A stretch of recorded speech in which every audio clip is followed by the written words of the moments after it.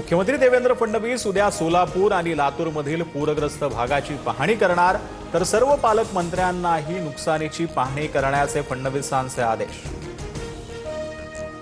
मदत आणि पुनर्वसन विभागाकडून पीक नुकसानीसाठी 2215 कोटींची मदत मंजूर। राज्यातील 32 लाख शेतकऱ्यांना दिलासा, पैसे 8 ते 10 दिवसात बँक खात्यात जमा होणार।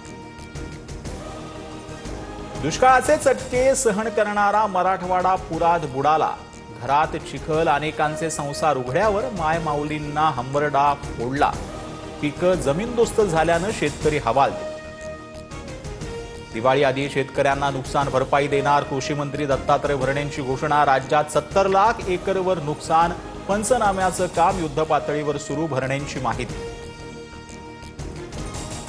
धाराशिवच्या परांडा तालुक्यात मुसळधार पावसाचा हाहाकार, तांदुळवाडीतील खैरी नदीनं धोक्याची पातळी ओलांडली, पुरानं घरातील साहित्य आणि शेतपिकं उद्ध्वस्त, शहरासह अनेक गावांचा संपर्क तुटला।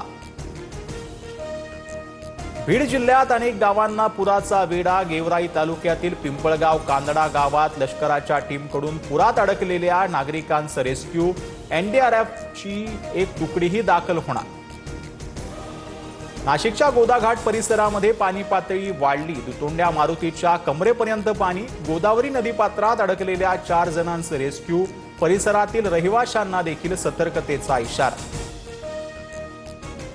उपमुख्यमंत्री एकनाथ शिंदे उद्या धाराशिव दौऱ्यावर, नुकसानग्रस्त जिल्ह्यात सर्व जीवनावश्यक वस्तू रवाना केल्यात, शेतकऱ्यांच्या पाठीशी आहोत, लवकरात लवकर पंचनामे करू, शिंदेंची ग्वाही। केंद्र सरकारनं तातडीनं 10,000 कोटींची मदत द्या, पंचनामे आणि नियम तपासण्यात वेळ घालवू नका, आधी शेतकऱ्यांची भरपाई बँकेत जमा करा, मग शहानिशा करा, उद्धव ठाकरेंची मागणी। अतिवृष्टीमुळे बळीराजा चहू बाजूनं उद्ध्वस्त झालाय, देवाभाऊ आता वाट कसली बघताय, महाराष्ट्रात तातडीनं ओला दुष्काळ जाहीर करा, खासदार सुप्रिया सुळेंची मुख्यमंत्री फडणवीसांकडे मागणी।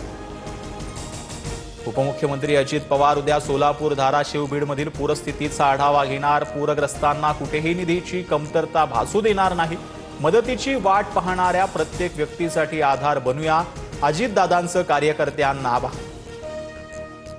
राधाकृष्ण विखेंच्या अध्यक्षतेखाली नेमलेल्या साईबाबा संस्थांच्या समितीला स्थगिती, अनेक वर्षांपासून संस्थांचा कारभार, त्रिसदस्यीय समितीकडे 6 सदस्यीय समिती नेमणुकीसाठी सरकारनं उच्च न्यायालयात केली होती शिफारस। वेळ आली तर नेपाळसारखं घरात घुसू, आम्हाला पेटवणं जमणार नाही, पण घरात घुसून बांधून ठेवू, शेतमालाच्या भावावरून बच्चू कडू यांचा सरकारला इशारा।